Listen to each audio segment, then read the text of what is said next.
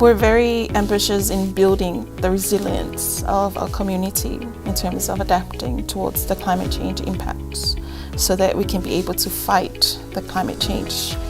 And these are priority adaptation actions that our 368 villages in Samoa are working towards. So those targets we're very proud of, and we know that we can achieve them by working together. In 2015, Samoa submitted its first NDC, and Samoa was committed to reducing its greenhouse gas emissions by having its target of generating its electricity from RE sources, 100% electricity generation from RE sources. Right now we have reached 50% of that, and we're quite ambitious with our target.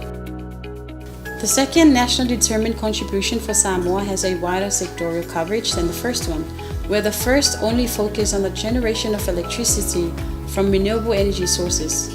The second one now includes other sectors such as tourism, transport, waste, marine, agriculture, forestry, and other land uses. In their enhanced second NDC, some of the mitigation targets include Samoa reducing greenhouse gas or GHG emissions in the energy sector by 30% in 2030 compared to 2007 levels. The overall 30% is comprised of the reduction of GHG emissions in the waste sector by 4% and in the agriculture, forestry and other land uses or AFOLU sector by 26%. So our adaptation targets for the second NDC is our marine. We're looking at expanding the area of mangrove forests in Samoa by 5% in 2030 relative to the 2018 percentage. We're also looking at AFOLU sector, and that is expanding the area under agroforestry in terms of an additional 5% by 2030 as well. Not only that, but we're looking at forest, managing our forests sustainably and increasing the total forest area cover by 2%. So those are our targets under adaptation.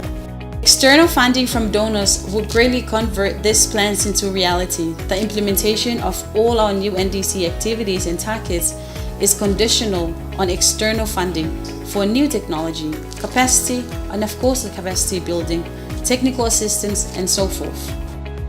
Given our situation as well, we're very vulnerable, we're very small, so we depend on international fundings for our NDC target. We pledge, but knowing for a fact that we have limited resources. The Regional Pacific NDC Hub and implementation partner, the Global Green Growth Institute, or GGI, is proud to have supported Samoa with their plans through technical assistance and the development of their second NDC. So not only does the NDC Hub help Samoa with its second NDC, but we also have a roadmap and investment plan in place. And this will help guide Samoa in terms of achieving its targets in its second NDC. With Samoa's roadmap and investment plan, because it was made by its people and the plan is made for the people to be able to achieve our targets, there's a lot of civil society involvement, a lot of community involvement, and also the private sector as well. We've submitted our NDC, and now it's another step of the journey, and that is to look for funding, engaging the stakeholders, and making sure that all our stakeholders are being involved, and making sure the data is not fragmented around, and also ensuring that we all work together, everyone, to achieve our targets in our second NDC by 2030.